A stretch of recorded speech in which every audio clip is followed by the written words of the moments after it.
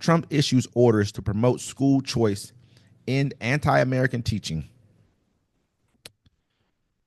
President Donald Trump on Wednesday signed executive orders to promote parental choice in school selection and end federal funding for curricula that he called the indoctrination of students in anti-American ideologies on race and gender.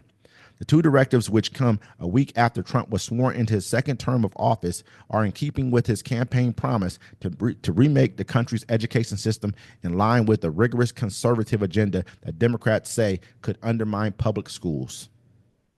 The first order directs the Department of Education to issue guidance on how states can use federal education funds to support choice initiatives without providing further details.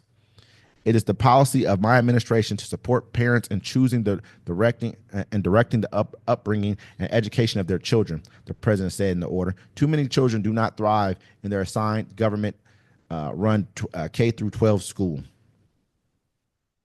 So what's basically going to happen is they're going to try to give most of that school funding. They're going to take it away from the regular schools and try to give it to private schools. Absolutely. So the other schools, the public schools, are going to lose funding. I mean, this is the whole thing. They've been wanting to give them to charter schools for a while. You know what I'm saying? So if your kid, I mean, there's black women in jail right now because they tried to do this for their children and give them a good education and put them in the school. I remember they gave that to the lady. Her daughter was 8, and they gave her 12 years. They got 5 years or something like that. They made it to the point where come on now. And I mean, like, you should have a choice of what school you want to go to, but also, I mean, like, even up here, you do.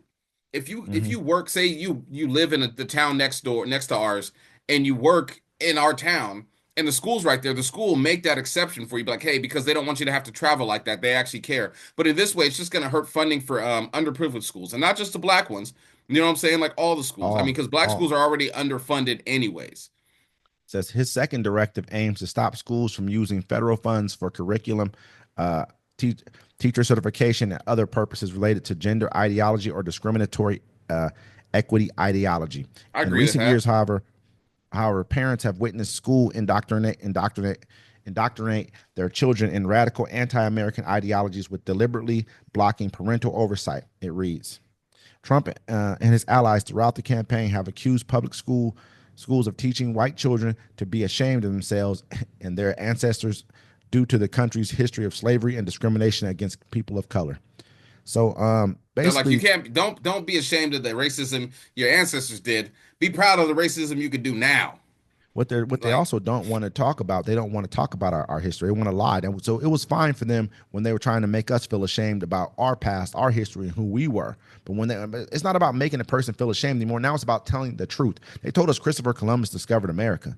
I mean, it wasn't true. We come to find out that's not true. We come to find out that Africa was more than just basically like a jungle or mud huts and naked people running around. Yeah, we were more than people here in this country. Blacks in this country were more than just slaves. We come to find out a lot of things that are just not true, and they've had to change and fix them. But now it's called critical race theory. Instead of being called history, it should just be called history. Well, critical race theory is actually what they teach in college. It's a law. It's something that has to do with getting a law degree. So it has nothing. They don't teach that in elementary school. They don't teach it in high school or junior high or middle school, whatever. They don't teach that at all. It's they just used it and ran with it. They're like, oh, it's critical race theory, but it's for lawyers. You know what I'm saying? The whole thing is America doesn't want, like, well, I remember being in school being shocked when I found out, you know what I'm saying, like, my ancestors were slaves. And I didn't see no white kids embarrassed about that shit. They was like, ha, ha, ha, ha. They was laughing about it. See, the whole thing is they don't feel shame. They just don't want to. They don't want people to know. So I mean, you want to hide the history, and then you want to You wonder why people are racist today. You know what I'm saying? Like, you can't have it both ways. It's just bigger than that. I need open racism in America. I'm tired of this little pussyfooting shit. I think that at the end of the day, it's bigger than just even the racism end of it. To me, it's like it's more about education.